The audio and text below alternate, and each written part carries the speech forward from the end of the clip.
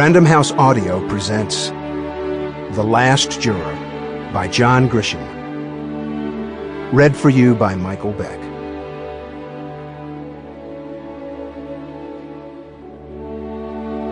Part 1. Chapter 1. After decades of patient mismanagement and loving neglect, the Ford County Times went bankrupt in 1970.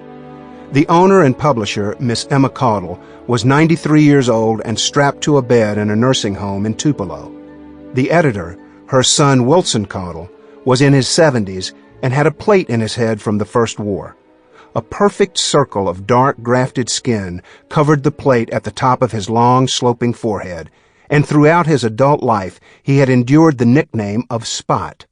Spot did this, Spot did that. Here, Spot, there, Spot. In his younger years, he covered town meetings, football games, elections, trials, church socials, all sorts of activities in Ford County. He was a good reporter, thorough and intuitive. Evidently, the head wound did not affect his ability to write. But sometime after the Second War, the plate apparently shifted, and Mr. Caudle stopped writing everything but the obituaries. He loved obituaries. He spent hours on them. He filled paragraphs of eloquent prose detailing the lives of even the humblest of Ford Countians. And the death of a wealthy or prominent citizen was front-page news, with Mr. Caudle seizing the moment.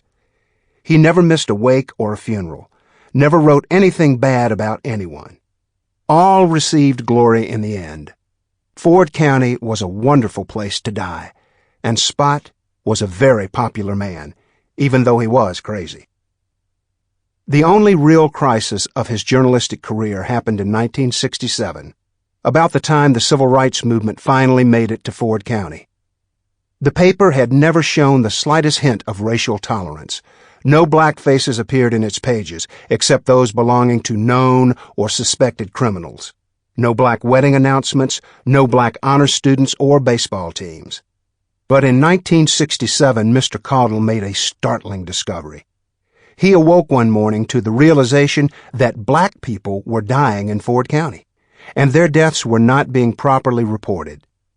There was a whole new, fertile world of obituaries waiting out there, and Mr. Caudle set sail in dangerous and uncharted waters. On Wednesday, March 8, 1967, the Times became the first white-owned weekly in Mississippi to run the obituary of a Negro. For the most part, it went unnoticed.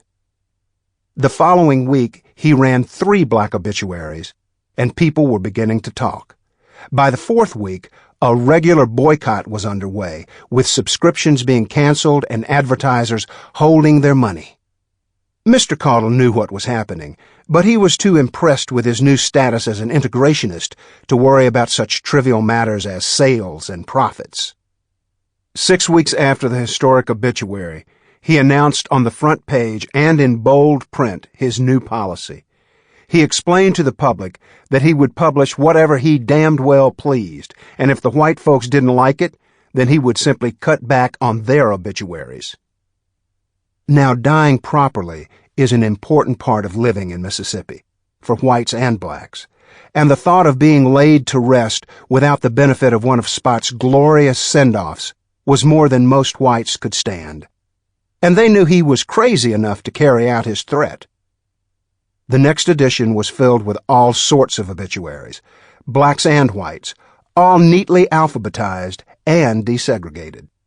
It sold out, and a brief period of prosperity followed.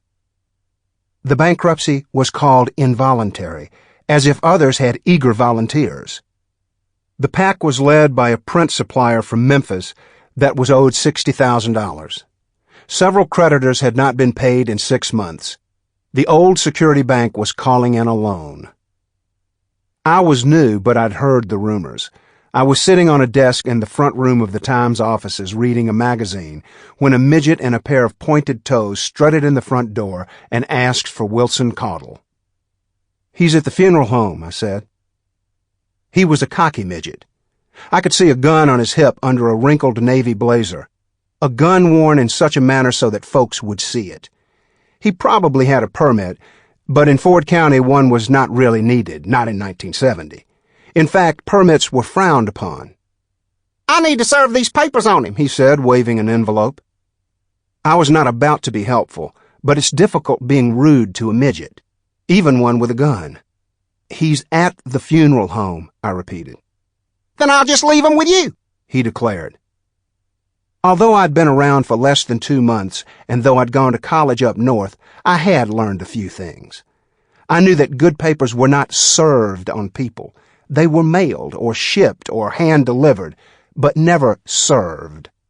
The papers were trouble, and I wanted no part of them. "I'm not taking the papers," I said, looking down. The laws of nature require midgets to be docile, non-combative people, and this little fellow was no exception. The gun was a ruse.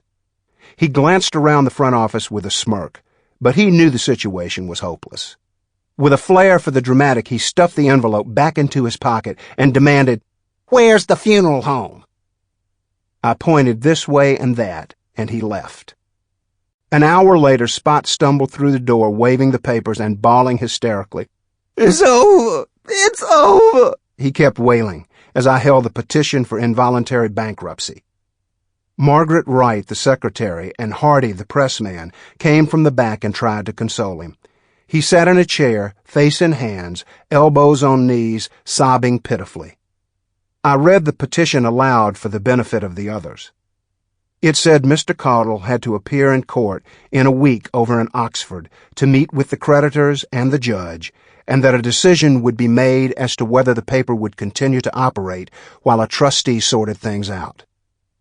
I could tell Margaret and Hardy were more concerned about their jobs than about Mr. Caudle and his breakdown, but they gamely stood next to him and patted his shoulders. When the crying stopped, he suddenly stood, bit his lip, and announced, "I've got to tell Mother." The three of us looked at each other. Miss Emma Caudle had departed this life years earlier, but her feeble heart continued to work just barely enough to postpone a funeral. She neither knew nor cared what color Jell-O they were feeding her, and she certainly cared nothing about Ford County and its newspaper. She was blind and deaf and weighed less than 80 pounds, and now Spot was about to discuss involuntary bankruptcy with her. At that point, I realized that he too was no longer with us. He started crying again and left. 6 months later, I would write his obituary. Because I had attended college and because I was holding the papers, Hardy and Margaret looked hopefully at me for advice.